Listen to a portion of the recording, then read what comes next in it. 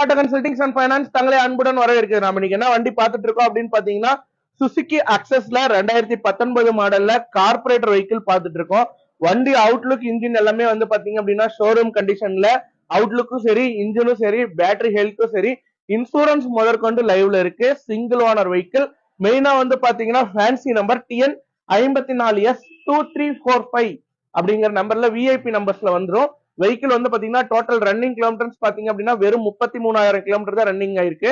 Suzuki access அப்படின்னாவே ஒரு கம்ஃபர்டபுளான லாங் டிரைவுக்கு வெஹிக்கிள் செட் ஆகும் அப்படிங்கிற கஸ்டமர்ஸ் நிறைய பேர் இருப்பீங்க.